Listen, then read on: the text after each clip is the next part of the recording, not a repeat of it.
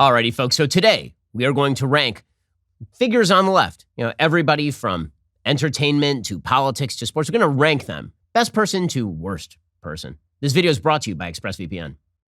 So I'm looking through here. I have to find somebody who's an A. Like everybody here's a D. I mean, there's so many Ds here. So, okay, I'll give Bill Maher an A. Bill Maher is a super nice guy.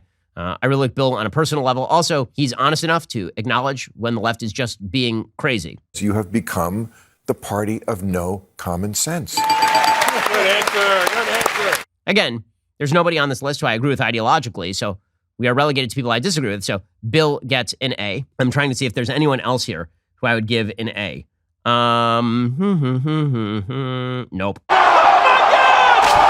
Okay, so there are no other A's. So Bill is the only A on this list. So Anna Kasparian, I'm going to give a B because I know Anna. She's a nice person. She and I did a debate recently. It was very cordial. She spends a lot of time on Young Turks, kind of ripping me personally. Ben Shapiro always provides cover for the bad guys. I'm not aware that I've spent any time on any of my shows really talking about anything that Anna has ever said, but she gets a B in this sort of spectrum of humanity. So Joe Biden is going to go... Again, there are levels here. I'm going to put Joe Biden at like a D in terms of how destructive he is. He's just so wildly destructive. Now, Joe Biden could have been a B. Right? Joe Biden could have been a moderate. He could have come into office and just been a dead person who didn't do much. And instead, he decided that he wanted to aspire to be FDR, and he has destroyed the economy, undermined our foreign policy, destroyed any possibility of social comedy in the United States, killed unity. Joe Biden is an awful president, the worst president certainly of my lifetime. It is not close. Maybe the worst president ever, given the fact that he was handed all of these great gifts when he entered office and then proceeded to destroy all of them. So a D.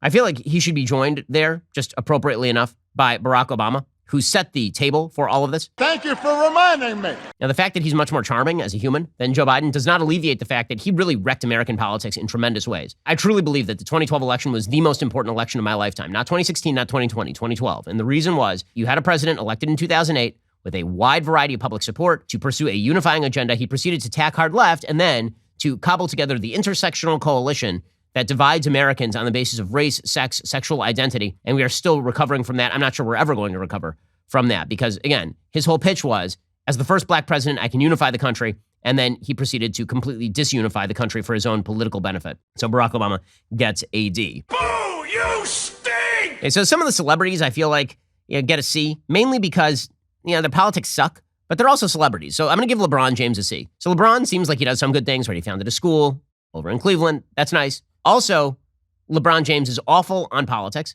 The fact that people see him as an authority is beyond ridiculous. We live in a dumb culture in which everybody who is good at one thing is now considered good at all the things. But he also says some pretty terrible things from time to time. So C for LeBron James. Oh, come on. I think I'm probably going to give Beto O'Rourke a C. Not because he's any better politically than Barack Obama or Joe Biden, but just because he's less damaging. Because he's wildly incompetent and also humorous. You got Beto out there and he's like campaigning in Texas, brah. And he's like, take all the guns, brah, take them all. For similar reasons, I feel like I have to give Jen Psaki a C. Like, she doesn't end up quite on Joe Biden's level because, after all, she's a press secretary. It's her job to fib on behalf of the president of the United States. First of all, I think it's irresponsible to say Americans are stranded. They are not. We are committed to bringing Americans who want to come home. And so I'm going to give Jen Psaki a C. She was at least competent at her job. Alexandra Ocasio-Cortez gets a D. She's an extraordinarily damaging public figure. She kowtows to anti-Semites. She is a radical leftist on every available issue. She's treated by the media with kid gloves because she is a Latinx female, and she's treated as sort of the future of the Democratic Party. I think in her time, she will end up being just as damaging as a Barack Obama or a Joe Biden. Thank you for reminding me. Bernie Sanders gets a D. Bernie is an extraordinarily damaging figure. He is an idiot on everything from economics to foreign policy. I must confess that I was dumb. He is treated as though he is a non-damaging figure because he has spent his entire life being a buffoon. But the Democratic Party has moved so far left that buffoonery is now mainstream. I go by they, them pronouns. He gets a D alongside his best friend, Alexandra Ocasio-Cortez. All right, we'll get to more of these rankings in just one moment. First, I need to ask you a question. What if there was someone out there who kept a log of every single thing you did every minute of the day? What if I told you that's exactly what happens every time you go online? Your internet provider, like AT&T or Comcast, is allowed to store logs of every website you've ever visited and can legally sell that data to anyone, which is why I use ExpressVPN. ExpressVPN reroutes your internet connection through their secure servers, so your internet provider can't see or log what you do online. Many VPNs claim to have a no logs policy, but they've been caught logging customer activity. ExpressVPN, that's the VPN I trust because they use trusted server technology. They were the first major VPN provider to engineer all of their VPN servers to run in RAM, which makes it impossible for their VPN servers to store any data, including logs of any ExpressVPN customer. Here's how easy ExpressVPN is to use. I just open it up right here on my phone. But right now it says that it's not connected. It's time to fix that. I hit the button. Magically, it's connected. And this means my internet activity is now protected. Stop letting people keep logs of what you do online. Visit expressvpn.com/BenYT right now. Find out how you can get 3 months for free. Again, that's expressvpn.com/BenYT. Find out how you can get 3 months for free. Chris Cuomo. We're going to give Chris, not Andrew, a C. The reason we're going to give Chris a C is because I like that he's suing CNN, frankly. So he was coordinating with his brother. He was doing the Smothers Brothers routine on CNN. I've always been a soft guy. I am the love gov. He was thrown under the bus by the CNN brass. And let's be clear, they greenlit everything that he was doing. So Chris Cuomo suing CNN earns him a C rather than a D. His brother, Andrew, I'm going to have to give him a D mainly because he killed every old person in New York. When you kill all the old people in New York and then declare yourself a hero of the Republic and you make posters in homage to yourself, I feel like you get a D. Let's do Jimmy Fallon. So Jimmy Fallon, just by contrast, I'm going to give him a B because he is less ridiculous than like Jimmy Kimmel and Stephen Colbert. Now I'm definitely depressed.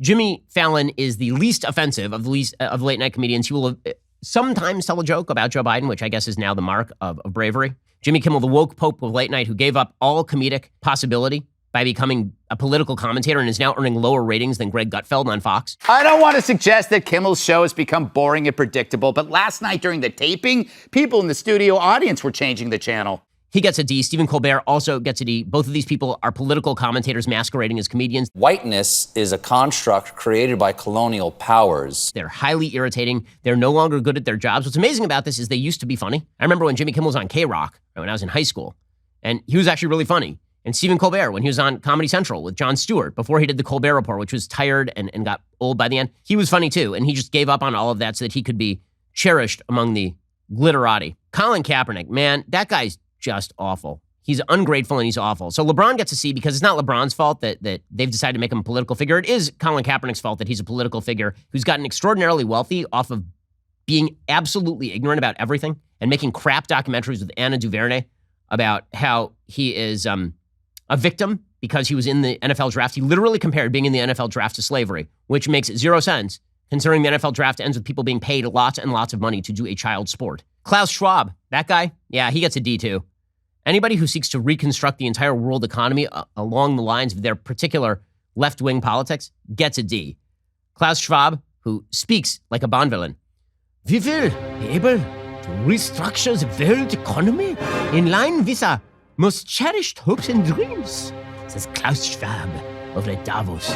Like Nancy Pelosi is a D. She's awful, although she is a very devoted Catholic who loves killing babies. Nancy Pelosi, she's here to kill the babies and tell you why she loves the Pope, but also kills babies.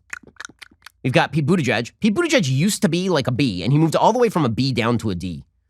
Mainly because Pete Buttigieg used to be somebody who was quasi-moderate, right? Pete Buttigieg had this whole patina of, I'm here to have open and interesting conversations with you in new and different ways. And then he was like, also, I'm Pastor Pete, and you're doing Christianity wrong. Christianity is about gay marriage and abortion. And everybody's like, whoa, what now? He's like, no, you're a bad Christian if you say that gay marriage is not fully equivalent to traditional marriage. This makes you a bigot and a terrible person. You're like, well, where does that say that in the Bible? I'm waiting for a citation. And he's like, the lesser of these. I'm like, oh, God, really? Anthony Fauci, D. Anthony Fauci started off as like a B, just a bureaucrat, I think trying to do his job, and then he devolved into a dystopian nightmare figure. Justin Trudeau's another D. I mean, the guy he literally said that you do not have the right to self-defense in Canada. Also, he attempted to shut down the bank accounts of people who disagree with him on COVID vaccines. Justin Trudeau's a disaster area. Don't be racist. That guy is, wow. Handsome Bernie Sanders over there. Bad guy. Let's see. Whoopi Goldberg. Blah. She did say that everyone in America is racist except for, everyone is racist all over the world except for Hitler. The Holocaust isn't about race. Hitler not racist, according to Whoopi Goldberg. She earns herself a D as well. Gavin Newsom, I got to put him in the same category as Andrew Cuomo at the very least. I mean, he's completely helped wreck the state. Now, to be fair to Gavin Newsom, he wasn't the first one who helped wreck the state. but he's been a disaster area for my original home state of California, which is why I'm now resident of Florida. And then for some reason, Zoe Tur.